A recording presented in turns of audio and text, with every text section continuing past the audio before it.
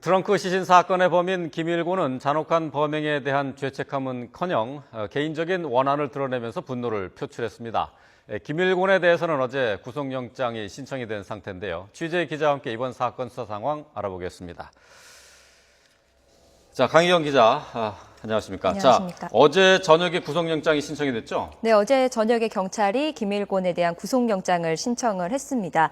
오늘 오후 2시쯤 성동경찰서를 나가서 잠시 뒤인 3시쯤 영장 실질 심사가 서울 동부지방법원에서 열립니다. 예. 계속되는 경찰 조사에서 비협조적 태도를 보인 것으로 알려졌는데요. 예를 들어서 물을 마시라고 주면 이제 죽을 사람이 무슨 물을 마시냐라고 하면서 경찰에게 물병을 던지는 등의 행동을 보이기도 했다고 전해졌습니다. 예. 피해 여성을 숨지게 한 혐의까지는 인정했지만 범행 이후에 동선 등에 대한 행적에 대해서는 계속 말이 번복되고 있는 상황입니다. 예. 자, 수사에 비협조적으로 지금 나오고 있는데요. 경찰 수사관들의 질문에 대해서 제대로 대답도 안 하고 있고 또 그리고 범행 과정과 또 범행 이후의 행적도 아직 밝혀지지 않고 있어요. 네, 정확하게 드러나지 않은 부분이 아직 많아서 이제 구속 후에도 수사를 계속 해봐야 된다는 것이 경찰의 입장입니다. 충남 아산에 있는 마트에서 여성을 납치를 했습니다. 그리고 조수석에 강제로 앉힌 여성의 목을 졸라서 기절을 하게 하고 5분 만에 마트에서 출발한 것으로 알려졌습니다. 나중에 천안으로 이동해서 여자가 용변을 본다고 내린다고 하니까 내리게 하고 이후에 도망가려고 하니까 그때 화가 나서 목을 졸라서 숨지게 했다라고 진술을 했는데요. 예. 경찰은 그 시점을 이제 김일곤이 여성을 죽인 시점으로 보고 있습니다. 속초 양양까지도 갔다가 피해자 신분증을 열어보니 경남 김해 사람이기 때문에 자기가 부산 근처에 묻어주고 싶었다는 말까지도 경찰 조사에서 나온 것으로 전해졌습니다. 예. 어쨌든 이런 여러 경로를 거쳐서 다시 10일에 서울로 와서 마트 주차장에 차를 세우고 불을 붙인 건데요. 마트로 가서 자기의 그 신분을 숨기기 위해 옷을 갈아입은 정도의 그것을 제외하면은 이후의 행적에 대해서는 아직까지 확실하게 드러난 것이 없다고 합니다. 예.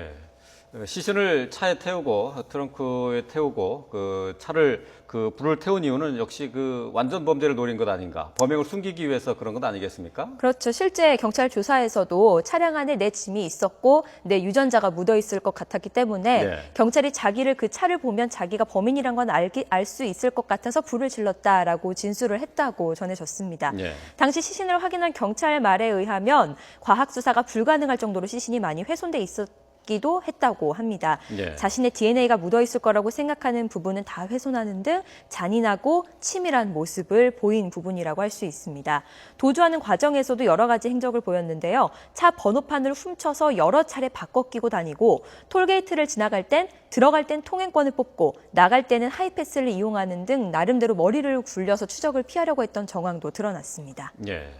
자, 그렇게 여기저기 돌아다니면서 범행을 숨기려고 노력을 했는데 결국 공개 수배 나흘 만에 잡혔죠. 그러니까 지난 목요일이 되겠네요. 예, 그렇죠. 이제 공개 수배 나흘 만에 시민의 전화와 경찰의 제압 그리고 시민의 도움으로 잡힐 수가 있었는데요. 예. 서울 성동구에 있는 한 동물병원에서 난동을 부리다가 붙잡혔습니다. 오전 9시에 영업을 시작하는데 그 전부터 찾아오니까 수의사와 간호사가 9시 넘어서 다시 오라고 했고 예. 김일곤이 이후 다시 찾아와서 자기의 개가 아프니까 안락사를 시키고 싶다면서 안락사 약을 달라고 했습니다.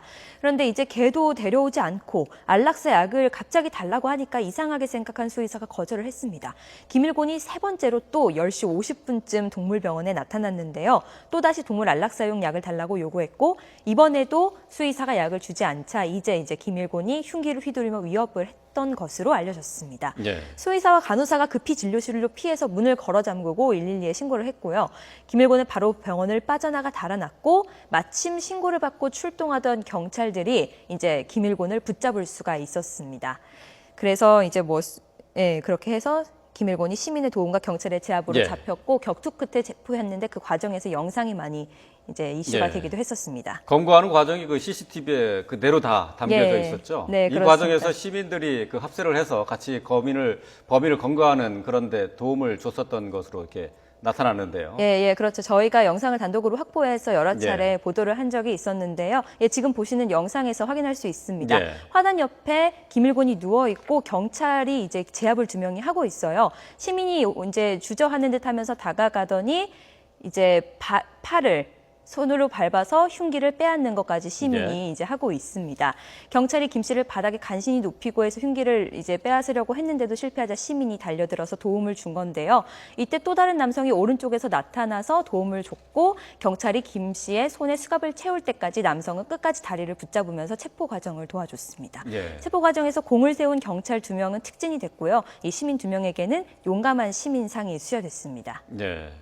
자, 이후에 이제 김일곤이 경찰서로 압송이 되는데 압송이 되면서 그 경찰서의 계단을 올라가면서 예. 난 잘못한 게 없다 이렇게 말을 해서 또 논란이 됐었죠. 예, 많은 논란이 됐습니다. 취재진들에게 심지어 소리를 지르거나 하는 그런 태도까지 보였는데요. 호송차에서 내려서 얼굴을 가리거나 고개를 숙이지 않고 굉장히 당당하게 범행을 반성하는 모습을 전혀 보이지 않았습니다. 당시 실제 압송될 당시의 영상 한번 같이 보시겠습니다.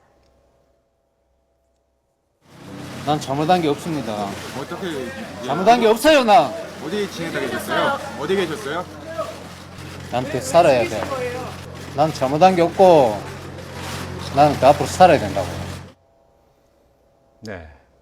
예, 저렇게 전혀 그 잘못을 뉘우치는 모습이 아닌 모습을 보면서 시청자들이 좀 경악을 했었던 것 같은데, 맞습니다. 저희가 또 단독으로 취재한 내용이 있었죠. 메모지에 살생부 같은 것이 있었다고요. 네, 그렇습니다. 김일곤의 이제 주머니에서 살생부로 추정되는 메모지가 발견이 됐는데요. 이것을 굉장히 빼앗기지 않으려고 노력도 많이 했던 것으로 전해졌습니다. 네. 형사, 의사, 판사 등 28명의 이름이 적힌 메모장이었습니다. 경찰은 그동안 김일곤 자신에게 피해를 줬다고 생각하는 사람들의 명단인 게 아닐까라고 추정을 했습니다. 과거 자신을 조사한 형사, 교통사고가 났을 때 자신을 치료한 의사, 돈을 가로채고 도망간 식당 여종업원 등이 명단에 있는 것으로 나타났습니다. 하지만 경찰은 다만 명단 가운데 실현된 것은 없고 일종의 허무맹랑한 계획으로 보인다고 말을 했습니다. 네. 하지만 또 이제 추가 범행이 우려된 상황이었던 것이 김일곤이 경찰 조사 과정에서 혼잣말로 이것들을 다 죽여야 하는데라는 네. 그런 말도 조사에서 했다고 합니다. 이제 조사를 해보니 실상은 일상적인 마찰에 불과했었는데요. 이렇게 살생부라고 적어놓으면서까지 갈 그런 원한까지 갈 수준은 아닌 것으로 드러났습니다. 예를 들어서 의사가 아픈데 퇴원을 시켰다. 간호사가 불친절했다. 네. 식당 주인이 미수금을 제때 주지 않았다. 이런 내용의 얘기가 쓰여 있던 것으로 확인됐습니다. 네.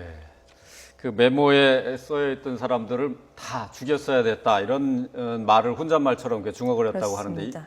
이런 상태라면은 심리적으로 상당히 문제가 있는 것 아닙니까? 네, 전문가들이 그렇게 다들 입을 모아서 지적을 하고 있습니다. 소위 말하는 잡범이라고 하자 간단한 그런 범죄를 저지른 예. 거에서 시작해서 인명피해까지 낸 범인인 건데요.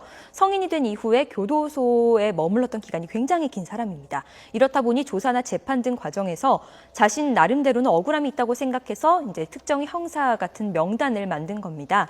과연 복수를 할 수 있는 대안이 있었냐는 별개의 문제지만 어쨌든 확실한 건 세상을 향한 적대감이 있었다는 점이고 네. 또 그 적대감을 해소할 수 있는 능력까지는 없었던 걸로 판단이 됩니다.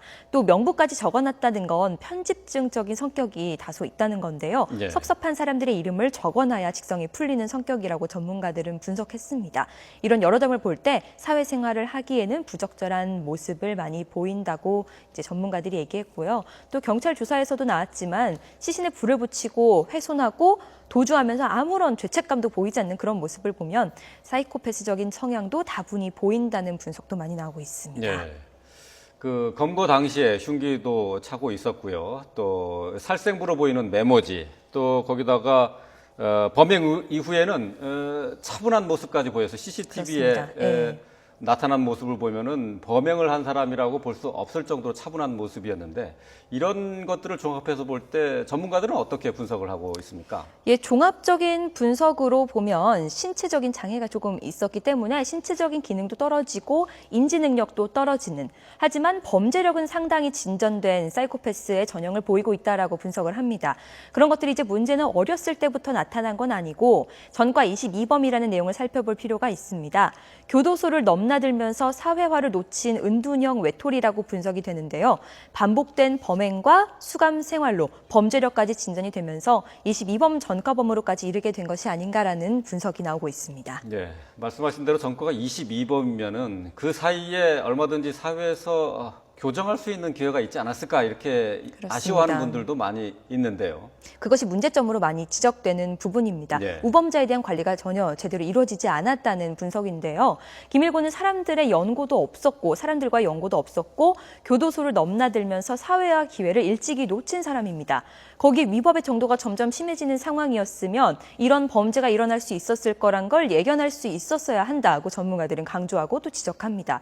제대로 된 형사 정책과 시스템이 미비하다는 게 문제점으로 지적되는데요. 이렇듯 김일곤처럼 위험인자가 복합적으로 있는 사람을 그냥 내버려두지 않고 관리를 체계적으로 할 수 있는 시스템 마련이 시급한 상황이라고 분석이 되고 있습니다. 지금까지 트렁크 시신 범인 김일곤의 수사 상황 사회부 강희경 기자와 함께 자세히 알아봤습니다. 잘 들었습니다. 수고하셨습니다.